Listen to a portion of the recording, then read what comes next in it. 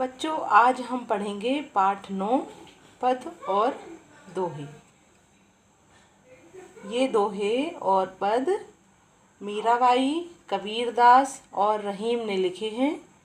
मीराबाई श्री कृष्ण की अनन्य भक्त थी और कबीरदास और रहीम भी प्रभु के परम भक्त थे और उन्होंने एक समाज सेवी भी वो थे और उन्होंने समाज में सद्गुण कैसे आएंगे इसके बारे में अपने दोहों में लिखा हुआ है। तो आज हम पढ़ते हैं मीराबाई के। सबसे पहले पढ़ेंगे मीराबाई के पद। मेरे तो गिरधर गोपाल दूसरो न कोई, जाके सिर मोर मुकुट मेरो पति सोई। मीराबाई कहती हैं कि मेरे तो जो गोवर्धन अपने हाथ में रखते हैं, गोवर्धन पर्वत अपने हाथ में धारण करते हैं, ऐसे जिन्हें क्या बोलते हैं? गिरधर। गोपाल यानी गौओं को पालने वाला। तो गिरधर नागर और गोपाल ही मेरे हैं और दूसरा कोई भी मेरा नहीं है। अब उनकी पहचान बताती हैं कि उनकी क्या पहचान है। जिनके सिर पर मोर पंख का मुकुट बंधा हुआ है, वही मेरे पति हैं।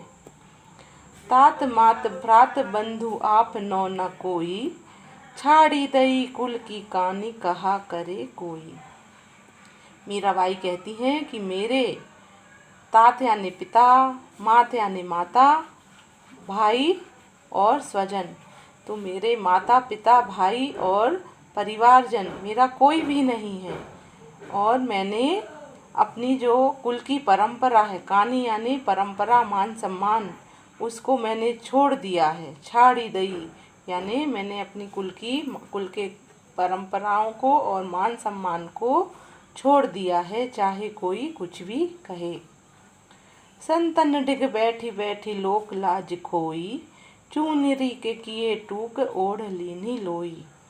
संतन यानी साधु संत, ढिग यानी पास में बैठना और टूक यानी फाड़ना। चुनरी के किए टूक यानी चुनरी को फाड़ना। तो मीराबाई कहती हैं कि मैंने साधु संतों के पास बैठ कर अपने कुल की मान मर्यादा को खो दिया है, लोक लाज को खो दिया है। मुझे कोई भी ऐसी लज्जा नहीं आती है साधु संतों के पास बैठने में या मंदिरों में जाने में, तीर्थ धामों में घूमने में। मुझे कोई भी ऐसी लज्जा नहीं आती है। लोक लाज की मैं परवाह नहीं करती हूँ और मेरी जो चुनरी है उसको मैंने फाड़ दिया है। चुनरी का यहाँ पर अर्थ है कि जो पारिवारिक मान सम्मान रहता है उसके कारण, जैसे महिलाएं घर से बाहर नहीं निकलती हैं और परिवार की परंपरा को निभाती हैं, तो उसको मैंने तोड़ दिया है। चुनरी के किए टूक यानी मेरी जो चुनरी है उसको मैंने फाड़ कर 2 भागों में कर लिया है, और मतलब फाड़ दिया है। और क्या ओढ़ ली है? लोई यानी कंबल। कंबल यानी प्रभु भक्ति को ओढ़ लिया है। मैंने अपनी जो कुल की परंपरा है उसको तो मैंने तोड़ दिया है और प्रभु भक्ति को मैंने ओढ़ लिया है। मोती मूंगे उतारी वनमाला पोई, असुवन जल सींच सींच प्रेम बेली बोई। मैंने जो महिलाएं जैसे जेवर और भांति भांति के गहने पहनती हैं उन्हें मैंने उतार दिया है। मैंने मोती और मूंगे के गहनों को उतार कर तुलसी दल की जो माला है वह मैंने पहन ली है। और अपने आंसुओं से मैंने सींच कर कृष्ण के प्रति जो प्रेम है उनका, उसको वह बोलती हैं कि मैंने ऐसे कृष्ण के प्रति अपने प्रेम की बेल को बो दिया है। जब भी हम कोई पौधा लगाते हैं तब उसमें पानी भी डालते हैं और खाद भी डालते हैं और उसमें मिट्टी में दबाते भी हैं। तो मीराबाई कह रही हैं कि मैंने अपने उस प्रेम की बेल को, कृष्ण के प्रति जो उनका प्रेम है, उस बेल को उन्होंने अपने आंसुओं से सींचा है, आंसुओं रूपी जल से सींच कर बड़ा किया है। अब तो बेली फैल गई आनंद फल होई, प्रेम की मथनियाँ बड़े जतन से बिलोई। अब वह कह रही हैं मीराबाई कि मैंने जिस बेल को अपने प्रेम से सींचा था, अपने आंसुओं से सींचा था, अब वह बेल बड़ी हो गई है और उसमें आनंद के फल और फूल लगने लगे हैं। और मैंने प्रेम की मथनियाँ बड़े जतन से बिलोई, घृत घृत सब काढ़ लियो छाछ पियो कोई। मैंने अपने भक्ति रूपी प्रेम की मथनिया से कृष्ण के प्रेम को, कृष्ण भक्ति को बड़े जतन से बिलोया है। और उस जिसमें जो कृष्ण भक्ति मैंने बिलोई है उसमें घृत घृत यानी घी, घृत यानी होता है घी, काढ़ी लियो यानी निकाल लिया। मैंने अब उसमें से घी को निकाल लिया है, मक्खन निकाल लिया है। मक्खन में ही घी होता है ना, तो मक्खन तो मैंने सब निकाल लिया है। अब जो बाकी का छाछ बचा है वह सब भले कोई भी ये मुझे कोई परवाह नहीं है। इसका मतलब ये है कि जो मीराबाई ने कृष्ण प्रेम की भक्ति बड़े जतन से, बड़े त्याग और तपस्या से पाई है, और अब उन्होंने कृष्ण प्रेम रूपी ज्ञान प्राप्त कर लिया है। अब उस ज्ञान के आगे उन्हें जगत मिथ्या प्रतीत होता है। भगत देखी राजी भई जगत देख रोई, दासी मीरा लाल गिरधर सारो अब मोही। मीराबाई कहती हैं जब वह साधु संतों को और कृष्ण भक्तों को देखती हैं तब वह बहुत खुश हो जाती हैं, और जब दूसरे जगत के लोगों को देखती हैं जो कि जगत की माया में बिलमे हुए हैं, जगत की ईर्ष्या जलन द्वेष की भावनाओं में रमे हुए हैं, उन्हें देखकर उन्हें बहुत दुख होता है। और मीराबाई कहती हैं कि हे लाल गिरधर, हे गोवर्धनधारी गिरधर, अब मुझे अपनी शरण में ले लो। इसके बाद हैं कबीर के दोहे। तो कबीर के दोहों में हम देखेंगे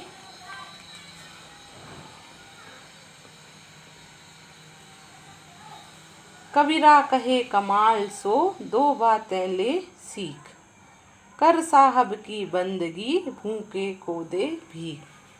कबीरा अपने बेटे कमाल से कह रहे हैं कि हे अरे बेटे, तुम दो बातों की सीख जरूर ले लो मुझसे दो बातों की शिक्षा जरूर सीख लो। कौन कौन सी बातें हैं वह दो?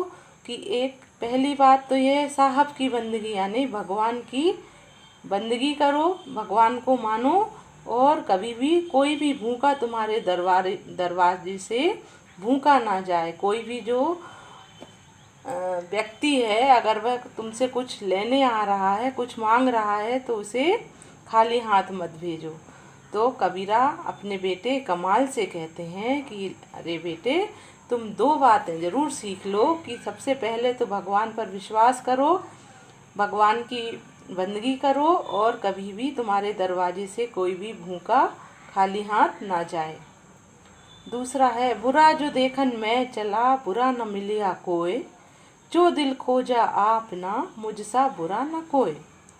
कबीर दास जी कहते हैं कि मैं जगत में निकला सबसे बुरे व्यक्ति को खोजने के लिए, लेकिन मुझे कोई बुरा मिला ही नहीं। लेकिन जब मैंने अपने आप को देखा तो मुझे मालूम हुआ कि मुझसे बुरा व्यक्ति तो यहाँ पर कोई भी है ही नहीं। अब देखिए, इसमें कबीर दास का देखने का नज़रिया और दृष्टिकोण का पता चलता है। दो प्रकार के नज़रिए होते हैं देखने के, कि एक प्रकार के जो लोग रहते हैं वह सामने वाले में, किसी दूसरे व्यक्ति में अपने अलावा हमेशा कुछ ना कुछ बुरा और कुछ ना कुछ कमियां खोज ही लेते हैं। और एक वो व्यक्ति होते हैं जिन्हें कभी भी किसी में कोई कमी नहीं दिखती, हमेशा सब अच्छे दिखते हैं। तो जो कबीर दास जी हैं वह दूसरे प्रकार के व्यक्तियों में से हैं कि जिन्हें किसी सामने वाले में कभी भी कोई कमी नहीं दिखती, सारी कमियां सारी बुराइयां वह अपने आप में ही देख रहे हैं। तो इसीलिए उन्होंने लिखा है कि जब मैं बुरा देखने चला, जब ऐसा देखने चला कि कोई ऐसी कमी, कोई ऐसी बुराई सामने वाले में मिल जाए, तो उन्हें मिली ही नहीं। कहीं भी कोई भी उन्हें बुरा व्यक्ति नहीं मिला। सभी में कुछ ना कुछ विशेषता उन्हें मिली, कभी सभी में कोई ना कोई उनको गुण देखने के लिए मिला। देखने का नज़रिया है, कभी कभी हम किसी अच्छे व्यक्ति में 10 गुण हो और 1 अवगुण हो, तो देखने वाला उस 1 अवगुण के कारण उसके 10 गुणों को देख ही नहीं पाता है। तो लेकिन कबीरदास जी कहते हैं कि मुझे ऐसा कोई भी व्यक्ति नहीं मिला, मुझे सभी ऐसे गुणी और ऐसे अच्छे लोग मिले, मुझे कहीं ऐसा लगा ही नहीं कि कोई बुरा है। लेकिन जब मैंने अपने आप को देखा तो मुझे बहुत सारी कमियां अपने में नज़र आईं, बहुत सारी बुराइयां अपने में ऐसी नज़र आईं जो कि मुझे लगा कि मुझे दूर करना चाहिए अपने आप में।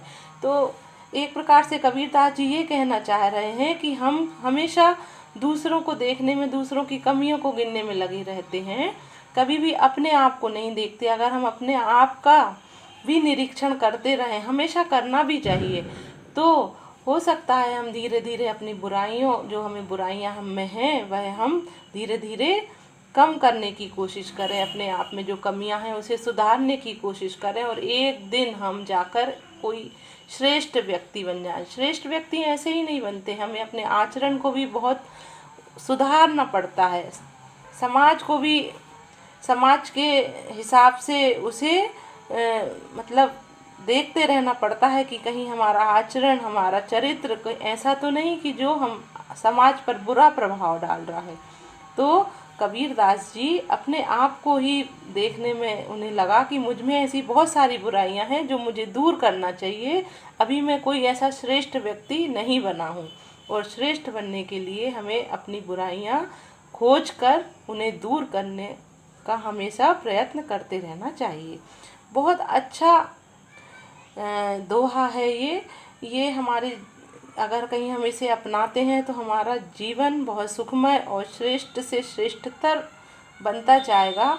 आप सभी को कम से कम एक बार रात में या सुबह अपने आप से ये देखना चाहिए कि आज हमने क्या अच्छा किया और क्या बुरा किया। अगर कहीं कोई चीज़ बुरी की है या कोई काम में कोई कमी रह गई है, अगर हम असफल हुए हैं तो वह किस कारण से हम असफल हुए हैं। अगर हम किसी दूसरे को दोष ना देकर केवल अपने आप को देखें तो हमें अपनी उन गलतियों का पता चलता रहेगा, और हम अगर उन्हें सुधारने की कोशिश करेंगे तो एक दिन हम जरूर आगे जाके सफल व्यक्ति बनेंगे। तो इस दोहे में कबीर ने हमें यह सीख दी है। कबीरा सोई पीर है जो जाने पर पीर, जो पर पीर न जानई सो काफिर बेपीर। कबीरदास जी कहते हैं, ये तीसरा दोहा है, तीसरे नंबर का दोहा है कि वही पीर यानी हमारे जो साधु संत रहते हैं वह, तो वही एक सच्चा साधु है जो दूसरे की दुख दर्द को पहचानता है, दूसरे के दुख दर्द को अपना दुख दर्द मानता है। अगर उसे जो पर पीर न जानी, अगर वह दूसरे के दुख और दर्द को नहीं समझता है तो वह काफिर है, वह साधु नहीं है, वह संत नहीं है। तो साधु संत की सबसे बड़ी पहचान यही है कि वह दूसरों के दुख दर्द को अपना दुख दर्द समझकर मानता चलता है। अब चौथे नंबर का दोहा है, जो तो को कांटा बुवे ताही बोब तो फूल, तो ही फूल को फूल है बाको है त्रिशूल।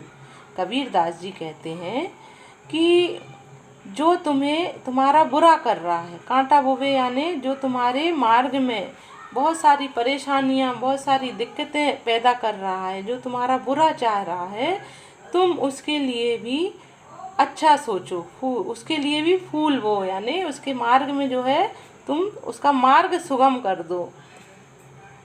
जो तुम्हारे लिए बुरा सोच रहा है उसके बारे में भी तुम अच्छा सोचो, क्योंकि अगर तुम अच्छा सोचोगे तो तुम्हें अच्छा ही मिलेगा, तो ही फूल को फूल है, यानी अगर हम अच्छा करेंगे तो हमें अच्छा ही मिलेगा, और जो बुरा करेगा उसे बुरा ही मिलेगा। अगर कोई कांटा बो रहा है तो उसको क्या मिलेगा? त्रिशूल मिलेगा, है ना, कांटा ही मिलेगा। और अगर कहीं कोई फूल बो रहा है तो उसे उसके साथ हमेशा अच्छा ही होगा। देखिए प्रकृति भी हमें यही नियम सिखाती है कि जितना हम जितना, जैसे बॉल है, बॉल को हम जितना नीचे दबाते हैं उतना ही वह ऊपर जाती है। झूले को जितना हम आगे की तरफ ढकेलते हैं उतना ही वह पीछे की तरफ जाता है। तो यह तो प्रकृति का नियम है कि जो हम देते हैं वही हमारे पास वापस आता है। अगर हम जगत को अच्छा देखेंगे, अच्छा देंगे, उसके बारे में अच्छा सोचेंगे सामने वाले के लिए, तो वह भी हमें कहीं ना कहीं से हमारा जो अच्छा कार्य है वह हमें अच्छे के लिए उसमें ही वापस भी आएगा। और अगर हम कहीं किसी का बुरा चाहेंगे तो हमारा भी बुरा ही होगा। ऐसा प्रकृति का नियम है। कबीरदास जी कहते हैं कि जो तुम्हारे लिए गलत सोच रहा है उसके लिए भी तुम अच्छा सोचो, अच्छा करो, क्योंकि तुम्हारे पास अच्छा ही वापस आएगा और उसको, जो बुरा हमारा सोच रहा है, उसके साथ बुरा ही होगा। काल करे सो आज कर, आज करे सो अब, पल में परलय होएगी, बहुरी करेगो कब। कबीरदास जी कहते हैं कि कल करने वाला काम आज कर लेना चाहिए और आज करने वाला काम अभी कर लेना चाहिए, क्योंकि पल में, अगले पल की कोई भरोसा नहीं कि कब पर प्रलय आ जाए और हम अपना जो काम है वह हमारा अधूरा छूट जाए। पल में परलय होएगी, यानी आगे आने वाले हमें कोई भी पता नहीं है कि आगे क्या होने वाला है। पता चले अभी हम यहाँ बैठे हैं, थोड़ी देर बाद कोई ऐसी समस्या आ जाए कि हम सोच रहे हैं कि हमारा होमवर्क हम कल कर लेंगे, लेकिन हम नहीं कर पाए, तो पल में क्या पता क्या हो जाए, ऐसी परिस्थितियाँ बदल जाएं कि हमारा कार्य हम नहीं कर पाए। तो इसलिए जो कार्य है उसे हमें तुरंत ही कर लेना चाहिए, कभी भी कल पर नहीं डालना चाहिए। अब इसके बाद है रहीम दास जी के दोहे। तो रहीम दास जी ने सबसे पहले दोहे में क्या कहा है, एक ही साधे सब सधे, सब साधे सब जाए, रहीमन मूल ही सींच वो, फूले फले अघाए। तो रहीम दास जी कहते हैं कि एक को साधने से सभी सध जाते हैं, एक भगवान को साधने से सभी भगवान की पूजा हो जाती है, सभी भगवानों की साधना हो जाती है। रहीमन मूल ही सींच वो, फूले फले अघाए, यानी जिस प्रकार, अब उन्होंने यहाँ उदाहरण देकर समझाया है। उदाहरण क्या दिया है कि जिस प्रकार हम पेड़ के जड़ों को सींचते हैं और पूरा पेड़ फल और फूल से लद जाता है। पूरे पेड़ को तो हम नहीं सींचते हैं, पानी कहाँ देते हैं, पेड़ की जड़ों में देते हैं। तो जिस प्रकार पेड़ की जड़ों में पानी देने से पूरे पेड़ को पानी मिल जाता है और वह फल फूल से लद जाता है, इसी प्रकार केवल एक भगवान को साधने से ही सारे हमारे कार्य सिद्ध हो जाते हैं। दूसरा है दोहा इनका, रहीमन देख बड़ैन को, लघु न दीजिए डारी, जहाँ काम आवे सुई कहा करे तरवारी। रहीमदास के दोहों में एक विशेषता ये है कि उनने जो भी बात वह कह रहे हैं उन्होंने उदाहरण के द्वारा बड़े अच्छी तरीके से समझाया है। तो पहली लाइन में उन्होंने बताया है कि कभी भी किसी बड़े को देखकर हमें छोटों को नहीं भूलना चाहिए। बड़े को देखकर, यानी सबका अपना अपना महत्व है, बड़ों का भी महत्व है, राजा का भी महत्व है और मजदूर का भी महत्व है। अगर हम कहीं किसी राजा के पास बैठे हैं तो हमें मजदूरों को नहीं भूलना चाहिए, यानी छोटों को नहीं भूलना चाहिए। क्यों नहीं भूलना चाहिए, अब उदाहरण देकर बता रहे हैं कि जहाँ काम आवे सुई कहा करे तरवार। जहाँ सुई का क्या काम है, सिलने का काम है। अगर आपका कोई कपड़ा से फट जाएगा तो उसमें क्या काम आवेगा, सुई काम आएगी, उसमें तलवार तो काम नहीं आएगी। तलवार से कोई कपड़ा सिल सकता है क्या, नहीं सिल सकता। तलवार इतनी बड़ी है, सुई इतनी छोटी सी है। लेकिन जिसका जो काम है, जहाँ जिस काम का जो है जो व्यक्ति, वहाँ पर उसकी विशेषता या विशिष्टता बढ़ जाती है। राजा जब कोई बड़ा व्यक्ति है, जैसे मान लो कि राजा, तो राजा की विशेषता राजा की जगह पर है और मजदूर की विशेषता मजदूर की जगह पर है, श्रमिक की जगह पर है। अगर आपके पास खेत है तो आप खेत में राजा से तो काम नहीं करा सकते, आपको तो श्रमिक ही चाहिए रहेगा अपने खेत पे काम कराने के लिए। तो श्रमिक नहीं होंगे तो आपका अनाज नहीं उगेगा और आपको बहुत सारी हानि हो जाएगी। तो जिसका जो काम है वह वही कर सकता है, तो ना तो काम छोटा होता है और ना कोई काम बड़ा होता है, क्योंकि सभी काम बराबर होते हैं, सभी कामों का महत्व बराबर होता है। जहाँ पर श्रमिक का महत्व है जितना है उतना ही राजा का भी महत्व है। तो किसी बड़े को देखकर हमें छोटों को कभी भी नहीं भूलना चाहिए। अब तीसरा दोहा है कि रहीमन चुप है बैठिए देखी दिनन के फेर, जब नी के दिन आई है मनत न लग है बेर। यानी रहीम दास जी कहते हैं कि जब हमारा बुरा वक्त आता है तब हमारे कभी कभी ऐसा रहता है ना, कोई कोई दिन की जितना भी कोई भी काम करें वह कहीं ना कहीं से बिगड़ जाता है, पूरा परफेक्ट हो ही नहीं पाता, हम कहते हैं आज का दिन ही खराब है।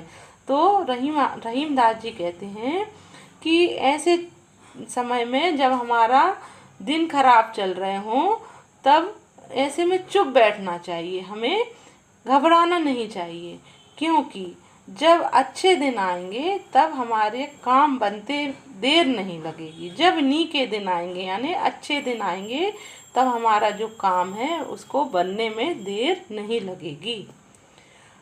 अब देखिए चौथा दोहा है, जो रहीम उत्तम प्रकृति का करी सकत कुसंग, चंदन विष व्यापत नहीं लिपटे रहत भुजंग।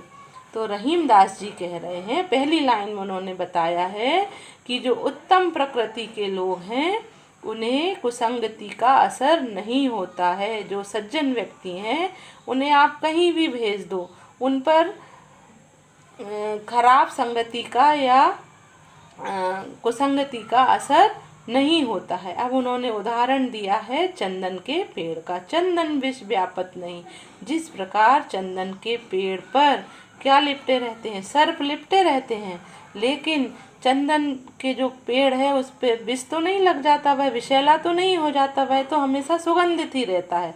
जबकि लिपटे रहते हैं क्या, सर्प लिपटे रहते हैं। तो जिस प्रकार चंदन के पेड़ पर सर्प लिपटे रहते हैं लेकिन चंदन विषैला नहीं होता है, उसी प्रकार सज्जन व्यक्ति जो अच्छे आचरण वाले व्यक्ति हैं वह कहीं भी चले जाएं उन्हें कुसंगति का असर नहीं पड़ता है।